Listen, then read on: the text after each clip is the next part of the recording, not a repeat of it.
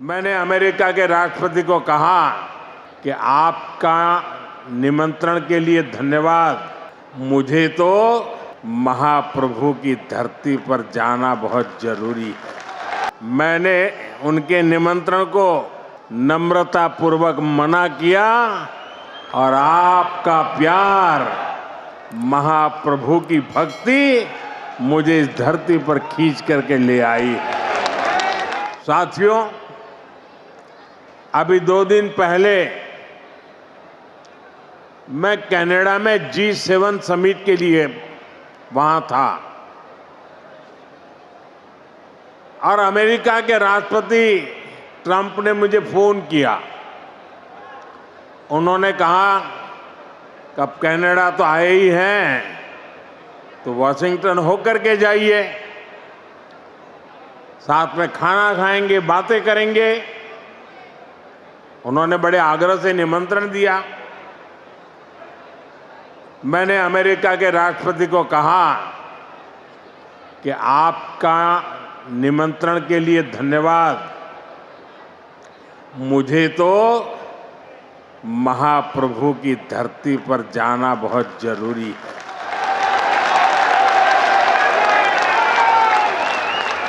और इसलिए मैंने उनके निमंत्रण को नम्रतापूर्वक मना किया और आपका प्यार, महाप्रभु की भक्ति मुझे इस धरती पर खींच करके ले आई।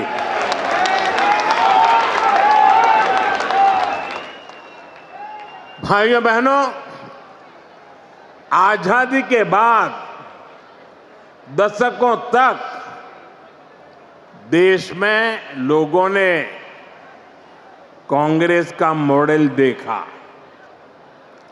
कांग्रेस के मॉडल में न सुशासन था और न ही लोगों का जीवन आसान था।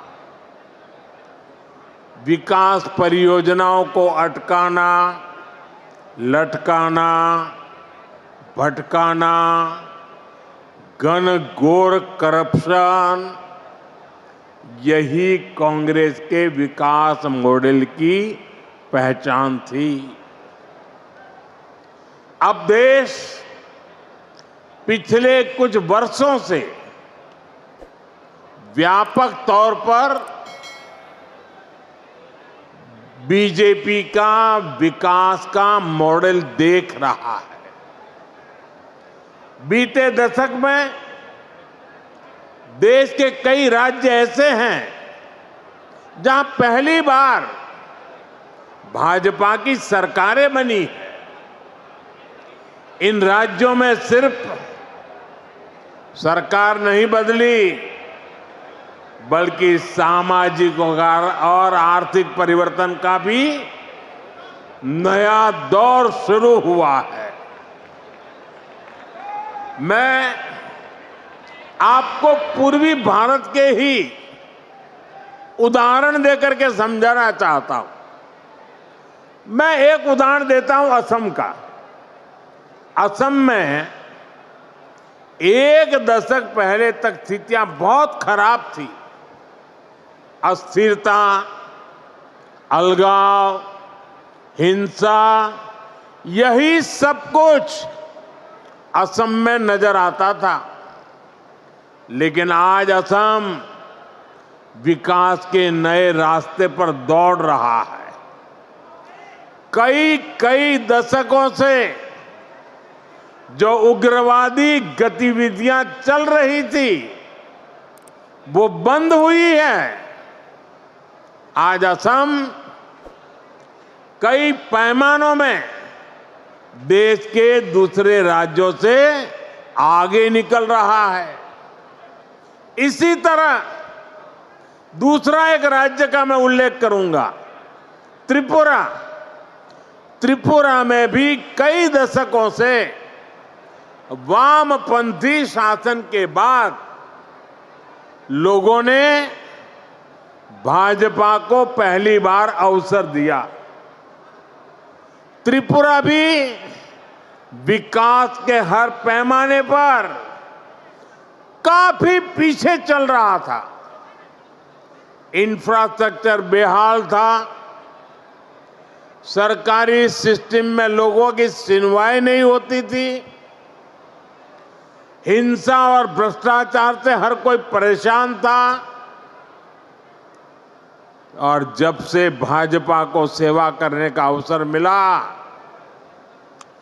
आज त्रिपुरा शांति और प्रगति की मिसाल बन रहा है। साथियों,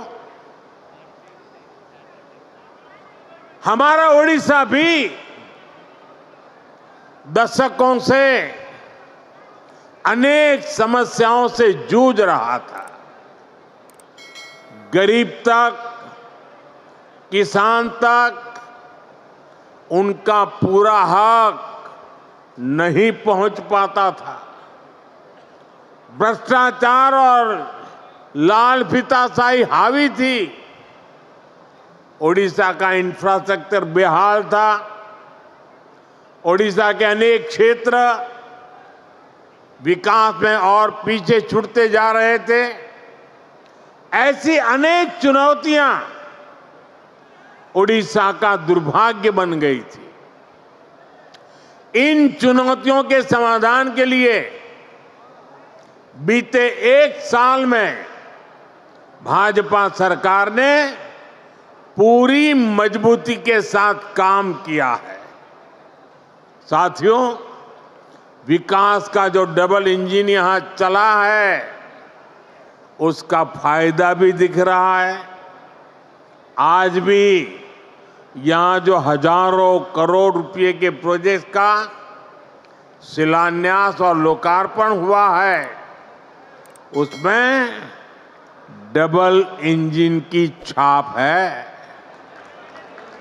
ओडिशा में डबल इंजन ने यहां की जनता का डबल बेनिफिट किया है। मैं एक उदाहरण देता हूं। आप भी जानते हैं, लंबे समय तक ओडिशा के लाखों गरीब परिवार आयुष्मान योजना से बाहर थे। आज आयुष्मान भारत जन आरोग्य योजना और गोपबंधु जन आरोग्य योजना, दोनों इंजन यहां चल रहे हैं। इससे ओडिशा के करीब 3 करोड़ लोगों को मुफ्त इलाज का लाभ मिलना तय हुआ है। और सिर्फ ओडिशा के अस्पतालों में ही नहीं, बल्कि अगर देश के दूसरे राज्यों में भी यहां से कोई काम करने गया है, तो वहां भी जरूरत पड़ने पर उसको मुफ्त इलाज मिलना शुरू हुआ है। मैं देख रहा हूं,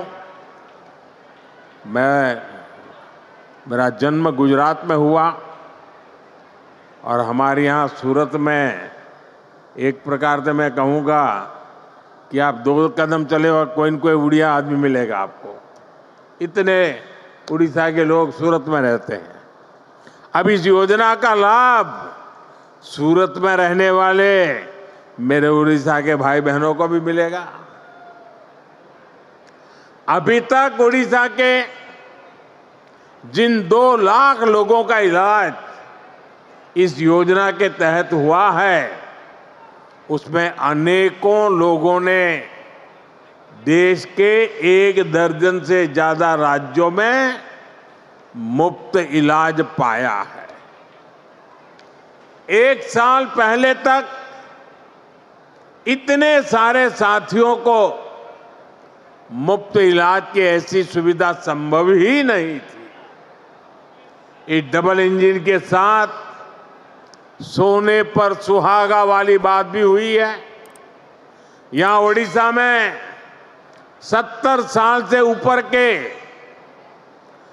23 लाख से ज्यादा बुजुर्ग हैं। उन्हें प्रधानमंत्री वय वंदना योजना के माध्यम से 5 लाख रुपए तक का मुफ्त इलाज मिलना पक्का हुआ। यानी सामान्य परिवारों की बहुत बड़ी चिंता कम करने का काम हमारी सरकार ने किया है। इसी तरह पहले उड़ीसा के किसानों को किसान सम्मान निधि का पूरा लाभ नहीं मिल पाता था। जब उड़ीसा के किसानों को केंद्र और राज्य दोनों की योजनाओं का डबल लाभ मिलना शुरू हो गया है, हमने किसानों को धान का अधिक मूल्य देने की जो गारंटी दी थी, उसका भी लाखों धान किसानों को लाभ मिला है।